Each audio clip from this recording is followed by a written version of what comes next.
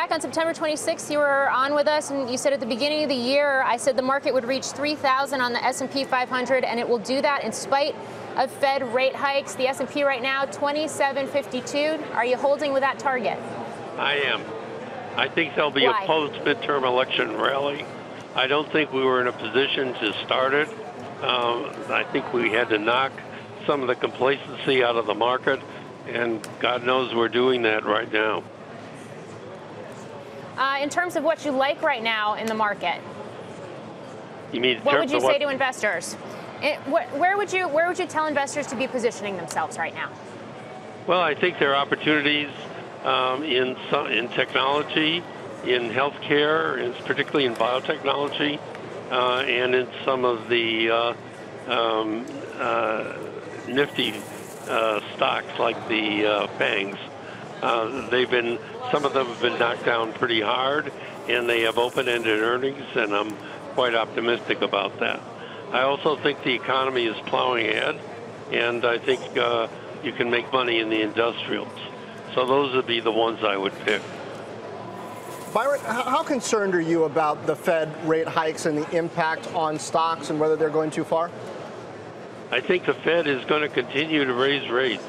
I definitely think they'll do it in December, and they're probably likely to do it at least 2 times next year in the beginning of the year. I view that as a return to normalization of rates. I think the economy is strong enough to withstand that, and I think we have to get rates back to a normal level.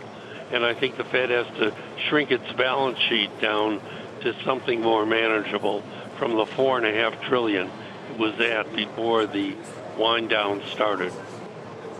Well, they're working on that slowly, Byron. But what is neutral right now in your view? Where do you think that would be? 3% I would think would be neutral for the Fed. So 3% on Fed. We're still a long way from that. So when we talk about the Fed continuing to raise rates, you're not concerned about a ballooning deficit. It doesn't sound like you're very concerned, especially given your take on the economy moving forward, on potential trade tensions and the impact that could have. What do you see as risks to the market? Look, I'm worried about all those things. I think rising rates are not good for the market. And if my view is the 10-year Treasury probably will go somewhat higher. But I don't think it'll go too much higher because I think inflation is still under control. So my view is maybe we'll see 3.5 for the 10-year Treasury, but I think the market can continue to move forward on that basis. I think the key view that I have is that the next recession is probably not until 2021 or even later. And I think the market can have a more serious downturn a year ahead of that.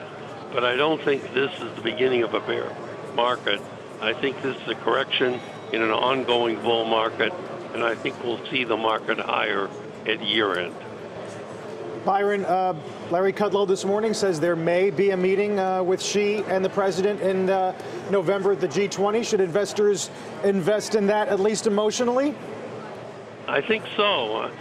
I'm pretty confident, Carl, that the market is going to have a rally after the midterm election, regardless of the outcome, whether the Democrats take the House or not. But I don't think it was in a position to do that rally earlier. Investors were too complacent. The market was pretty fully valued. I think we had to get the market into an undervalued condition, and we had to shake some of the complacency out of investors. We're clearly doing that now. So I think the market is setting up for a post-midterm election rally, and I think we'll have one.